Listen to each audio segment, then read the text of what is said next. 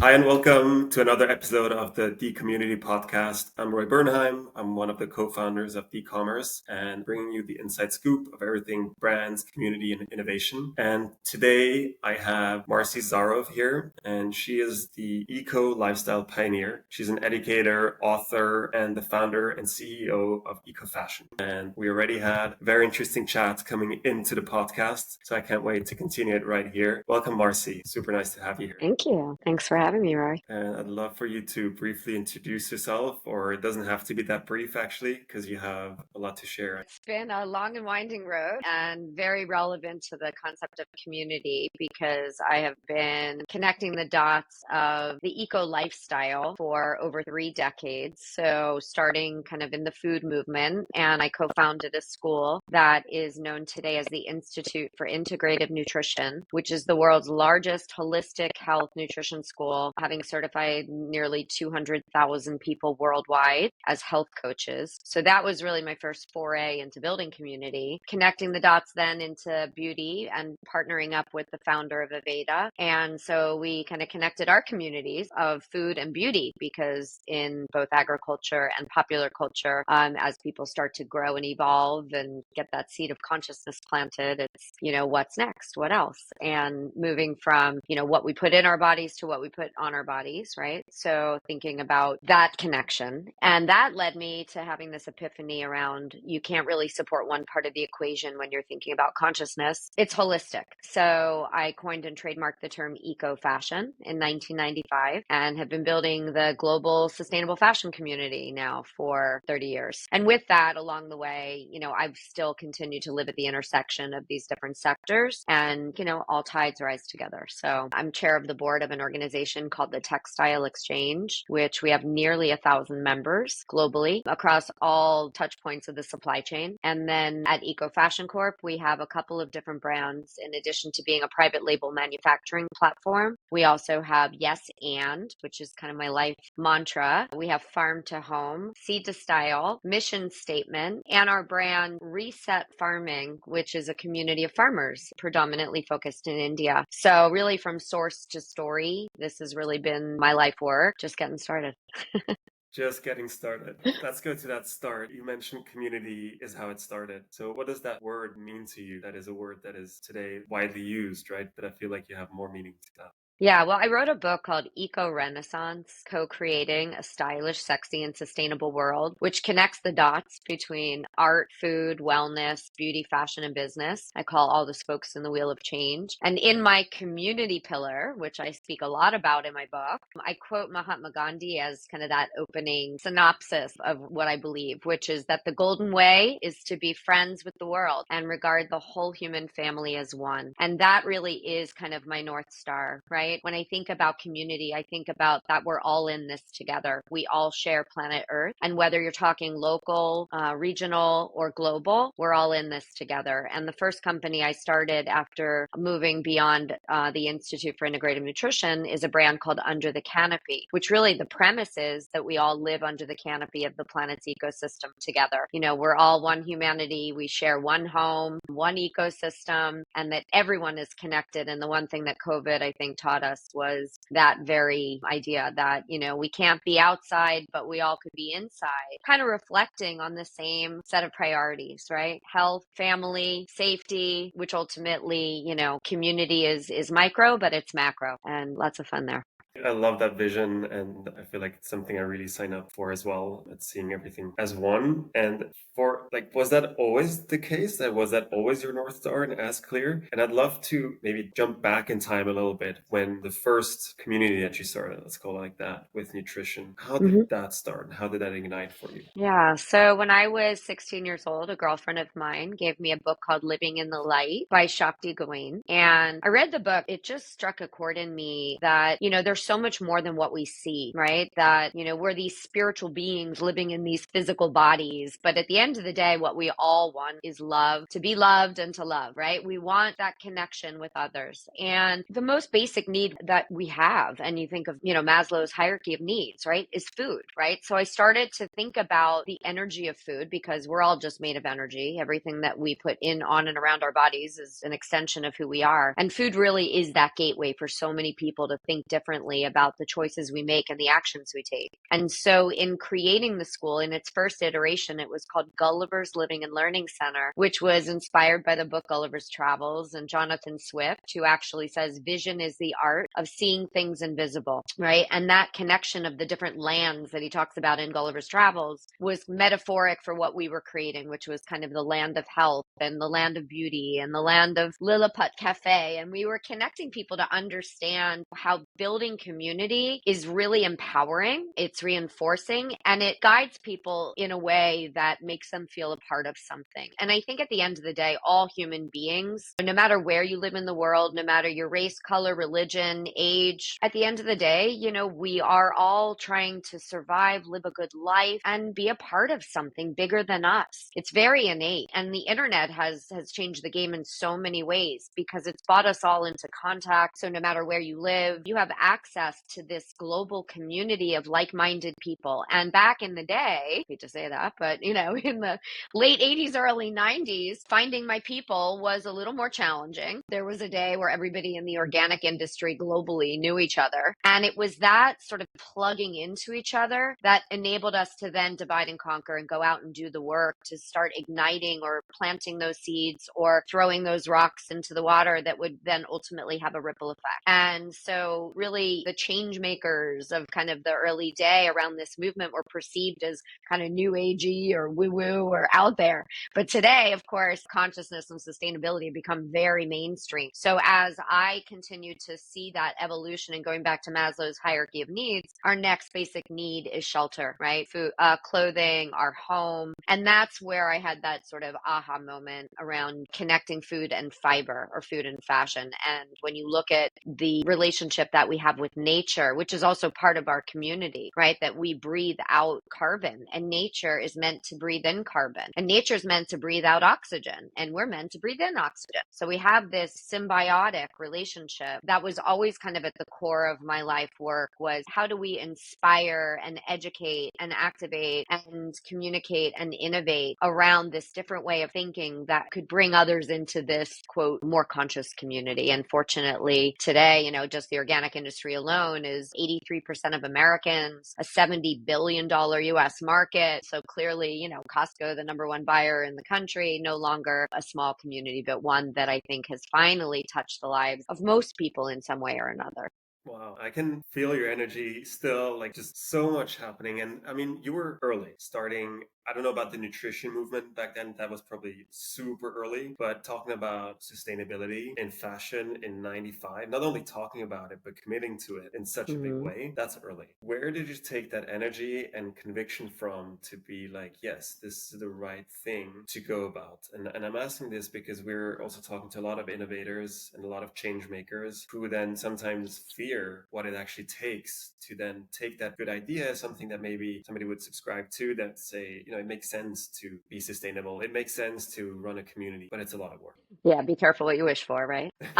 For me, anyone who knows me knows I always talk about the number 11 because 1 + 1 = 11. It just symbolizes the fact that we're exponentially stronger together than we are apart. So if the end game is, make the world a better place, I certainly can't do it alone. So it was always kind of in my DNA to find other people that shared that vision with me. And even when I'm a serial entrepreneur, I've had 5 companies, Ecofashion is really my grand finale. But every business that I've ever created has been very much about building a community, building a movement, not just about a product or a brand or a company. It's so much bigger than that. And even in meeting my husband, and we co-created a consulting agency called Beyond Brands. And it's the power of the collective that is really the lever or the driving force, the catalyst that can affect positive change. And the fashion industry, and why I went from food to fashion, is one of the biggest polluters in the world, right? They say it's the second largest polluter next to coal. And some of the biggest impacts, right? 20% of freshwater pollution, 8% of our global carbon footprint, more than 5% of landfill space. And so when you start to think about the social and environmental impacts of fashion and the number of people that are touching the fashion industry, it's a $3 trillion global industry. It just dawned on me that, whoa, this is a massive Titanic that needs to shift.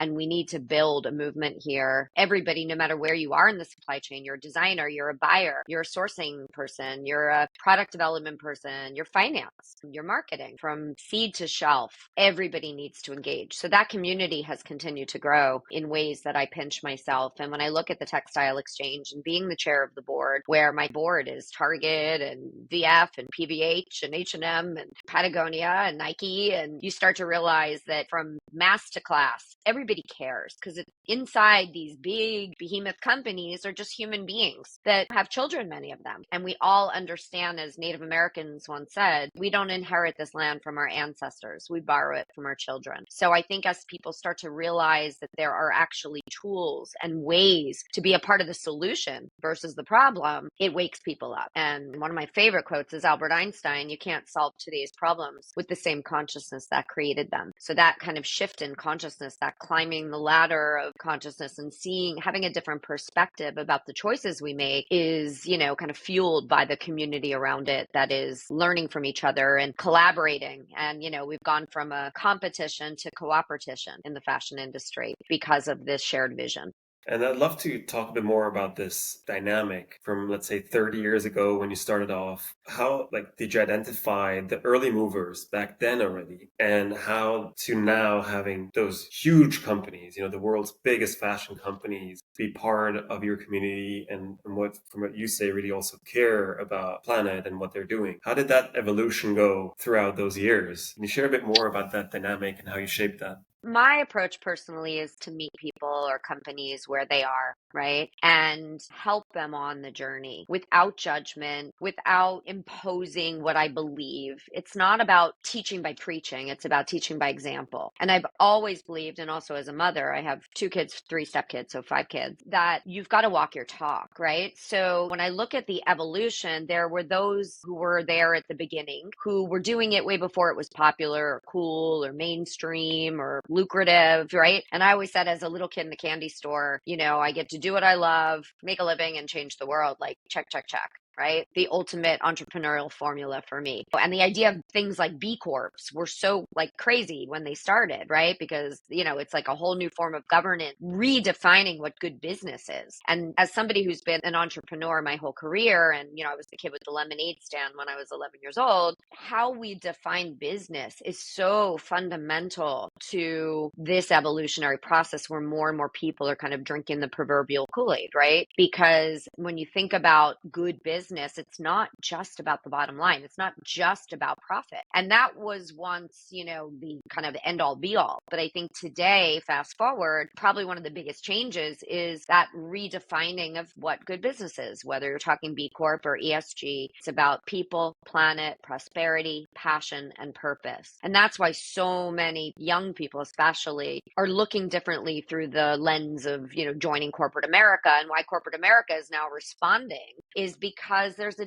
kind of a different mindset around what does work mean. And for me, you can probably tell I love quotes, work is love made visible. When you love your work, it's not work, it's love. And that's a quote from Khalil Gibran, the prophet. But that's been kind of becoming more prevalent across all sectors. But in fashion, people love fashion. It's got so much cachet because they love that creative, that individualistic kind of inspiring. It's fun, it's cool, it's sexy, It's all of these things. But the one thing that in my book, Eco Renaissance, that really kind of defines the way I see things is called the yes and philosophy, which is lead with the yes. In food, that's taste. In beauty, it's functionality and scent. In fashion, it's style, quality, fit, color, comfort, hand, price. And, oh, by the way, social and environmental responsibility, right? Fair trade, low impact, organic, regenerative, circular. These are the and. This is the value add. This is no compromise. And therein lies, I think, why we're seeing this evolution now is finally food isn't just about granola and brown rice. You can eat delicious food that's healthy. Sustainable fashion isn't about crunchy, frumpy, boxy, beige, boring,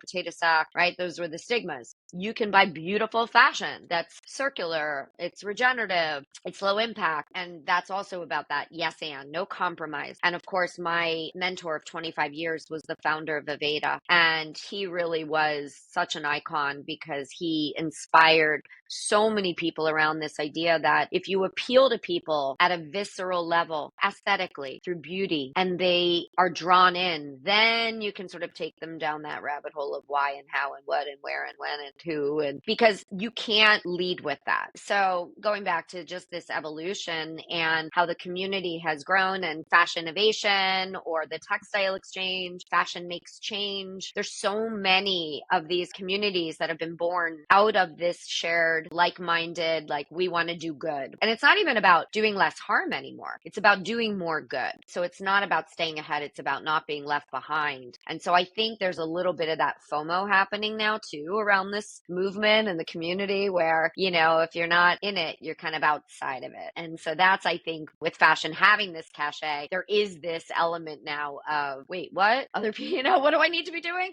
But it's a little bit overwhelming and daunting. And that's why I started Ecofashion Corp, is to make it easy and accessible for companies to join this movement and this community. Let's take a glimpse then into that movement that's happening now, or what you see inside of those, let's say, bigger corporations, the innovation departments or the different departments that take up those topics. What's happening in there? What is the conversation like? What has worked, for example? What do you see is kind of where you feel a pull, and where is it a bit more difficult? What's the dynamic in there? So many of these companies are now they're setting their science-based climate targets, some because they know it's the right thing to do, and others because there's policy coming. So you have this convergence now of consumer demand for transparency and accountability. The younger generations, because of the internet and being able to pull the curtain back and ask the hard questions, they can be your best friend, but the social media mafia can also be your worst enemy. So there is one element of like risk mitigation and corporate and brand risk.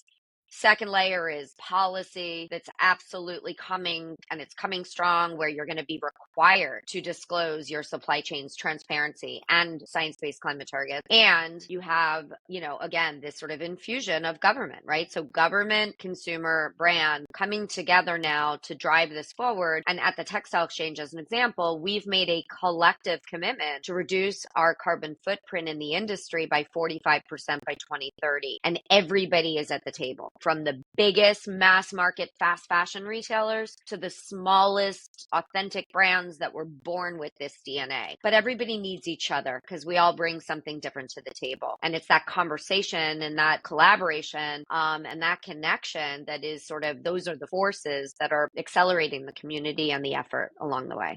When you mentioned that there is now kind of almost fear of missing out and wanting to not lose out on this now, was there an inflection point in those 30 years? Or was it very linear and it just gradually over time started to become more important? Well, as Lao Tzu said, the journey of 1,000 miles, right, begins with one step. So I would say it like this: 2 steps forward, 1 step back. It's not linear. There have been a lot of learnings and growing pains. I always say I'm like a walking cliche, right? What doesn't kill you makes you smarter and stronger and better and clearer. So there have been companies that have fallen out, but they've gotten back on. Like, I think that the train, there have been a few times where this movement has gone through some, again, backward steps with ultimately a leap forward. forward. And I think that's where we are right now. I think it's not going away. This is not gonna leave. Like people who might be, oh, this is just a trend. No, because this is our future at stake.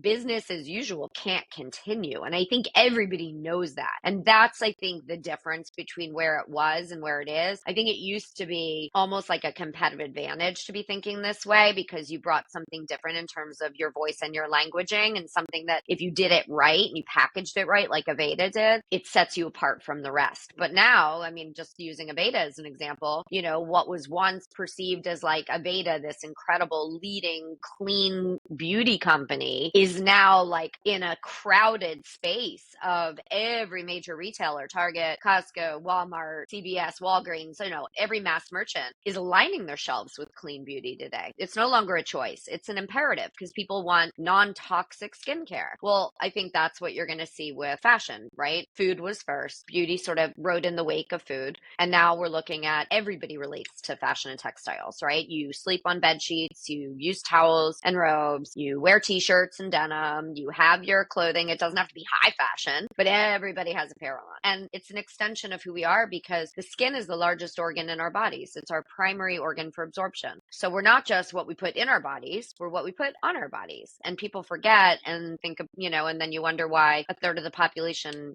has chemical sensitivity, or 70 million Americans have, allergies and asthma. And it's not just our environment. It's not just our food system. That definitely plays a role. And it's not just genetics, what comes into play. Also, it is what we're putting on our bodies and the air that we're breathing and the water we're drinking. So fast forward, I just think it's being packaged in a way today, this movement, that is the community is growing because it's becoming more relatable. It's no longer about sacrifice and deprivation. It's about getting more. So it's not why would you buy sustainable food, fashion, beauty. It's why wouldn't you?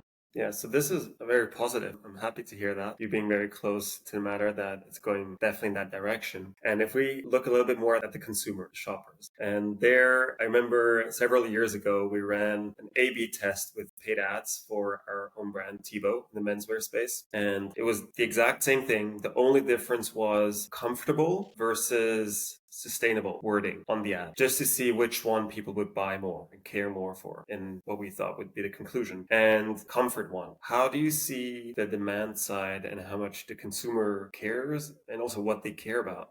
And there goes the yes and, right? Like our brand yes and at yesand.style sums that answer up, which is you don't lead with buy it because it's sustainable. Because people, they care, but they don't care. They won't compromise what matters most. And in the case of clothing, comfort is key. Style, comfort, and price those are the driving factors. And if it's also sustainable, that's the winning choice, right? It's a tiebreaker. It's not a lead with. And if you understand the right sort of formula there about the right product at the right price with the right story, you're going to win. But if you try to dissect one piece of that puzzle, you're just going to be in a flood of other brands that are all out there trying to matter or trying to do something that appeals to people. What upsets me today, but I'm, driving solutions on, is their greenwashing used to be the big fear, right? Like, what if we make a misstep and we do something and we don't know and then we get called out for it? And it was there's all these examples through the years that have been, pretty devastating to companies because knowingly and sometimes unknowingly, missteps happen. But because of that, now it's about green hushing, right? Where, going back to what I said before about being in the line of fire, because consumers are getting smarter and smarter, especially younger consumers. So, and everybody, the community talking and sharing information, and whether it's through TikTok or Instagram or, just Googling, there's so much more information out there. Certainly with that comes misinformation. But I think a lot of the sort of the high level information that's coming through on sustainability says people want it. I think the number's 85 or 87% of consumers actually want it. But you often hear what they want and what they do is not the same. And that's because there's a disconnect between they want it, but not at the expense of price or style or quality. So if you can give them what they want and that, there's your win. Yes, and in that case. Yes, and that's right. I got you. It's a yes and is a movement. It's a community. I mean, yes, it's a brand, but it's also very much. And I'm fortunate. I now have a couple of celebrity partners in Ecofashion Corp and in the Yes and brand with me that have recently joined. And we are now kind of behind the scenes looking at, whether it's our own podcast or it's our own efforts to kind of, again, activate and engage others. We all sort of share that passion to inspire and just help people understand how easy and fun and cool. And I'm always learning something new. I've been doing this for over 30 years, 35 years, and I'm learning new things every day. I mean, I look at this movement as like, I feel so grateful to have discovered it so early in my life because it's like a never ending journey of growth and self discovery and realization. And it makes me feel good. Like, so your state of well being, your state of health is the most important thing that we have. And we have so much more power and responsibility than we ever thought because we got sort of for so many decades, it was like, we were told what to buy, what to do, what to wear, like advertising talked at you, not with you. And I think that's also the difference with community is younger generations learn from each other. They're not believing the ad that they're seeing or the government or even the corporation. They're very much about like firsthand experience and experiential kind of choosing what you want in the world and then sharing good information. Because I think at the end of the day, we all want to be a part of something positive. When you said before, this is positive. Right? Like who sits at home and says, no, I just want to be in the dark and the negative energy of the world. I mean, look, it's out there. We're living in a modern day Star Wars, right? Where the dark and the light are kind of like in this like at odds. And we just got to keep turning on the light because think about it this way. The more we turn on the light, we inspire others and we grow the community, the lighter it gets, the more we see. And the more we see, the more we can act. Beautiful, really. And I wanted to go back to something you mentioned in terms of your community, of your brand. So how do you involve your brand at the moment? And what would you like to going forward, to even closer to you, inspire them maybe more, having more, also knowing what they care about more? Any plans there? So as I mentioned, with celebrity partners, Nigel Barker, he was on America's Next Top Model for 17 seasons. He's a photographer, really well respected. And Hilary Swank, who is a 2-time Oscar award-winning actress. And so leveraging fashion and entertainment and music and these like trend-setting mover and shaker communities that can collide. And then again, it goes back to that exponential ripple effect of throwing a rock in the water and having much more impact in a positive way. So two things I would say. One is the music industry and the fashion and entertainment is all connected. And at Ecofashion Corp, we've recently started partnering with Universal Music Group. They have over 200 artists, the top, from Taylor Swift and Billie Eilish and Olivia Rodrigo, Ariana Grande, I mean, you name it, The Weeknd. And we're starting to create sustainable merch for that industry. So t-shirts, fleece, boxers for Billie's tour that she's launching in October in the next 30 days. It's really fun to kind of tap into that music community. And what the driving force for the music community has been is the science-based climate targets. Because just like every other industry, they're recognizing, wow, the amount of procurement in the music industry. Think about it. You go to a music concert and an artist can sell millions of dollars in t-shirts and merch in a single night. So the buying power that can be activated and used for good. And then the community of artists that have these massive followings. So we just did all of Billie Eilish's t-shirts for her Hit Me Hard and Soft launch. And just to see even Billie at 130 something million followers on Instagram and the power of her voice around sustainability and how many people she has inspired because she demanded sustainability in her merch. She's such a role model, but now it's going to become a mandate in the industry it's over time, right? That's a huge paradigm shift that is driven by a community of, humans and artists and corporate, executives that all share a vision. And so that's one piece. And then that segues into climate, which, kind of touches every single sector. And as a climate activist, coming up in the next few weeks is the New York Climate Week. And there are literally thousands and thousands of people flying into New York from all over the world to roll their sleeves up and drive solutions together across sectors, from agriculture to technology. But it's like, again, this is about the future and making decisions that give people what they love and see across all sectors, but also a way to make a difference to human and environmental wellness, farmer and worker welfare, future generations, and all good.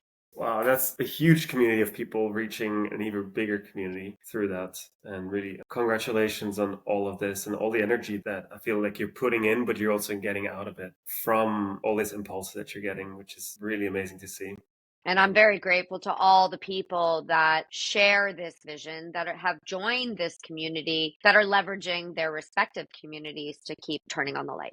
Marci, thank you so much for sharing all these insights and sharing your experience here on the podcast. And where could people find you, find your company if they wanted to find out more? On Instagram, ecofashion.corp, Marci Zaroff, MarciZaroff. And you can DM us or ecofashioncorp.com, marcizaroff.com, yesand.style, farmtohome.com. That's our organic, sustainable home brand that is on 20 different retail partners from Target.com, Costco, HSN, Amazon, Macy's. So again, I think, you're seeing this isn't just a small movement anymore. We're all in this together. So excited to co-create. That really is, I said, the fuel that unlocks this kind of accelerated change. Amazing. Really so impressive. Thanks so much, Marci, and we'll connect later. Thank you so much. Thanks for having me, Roy.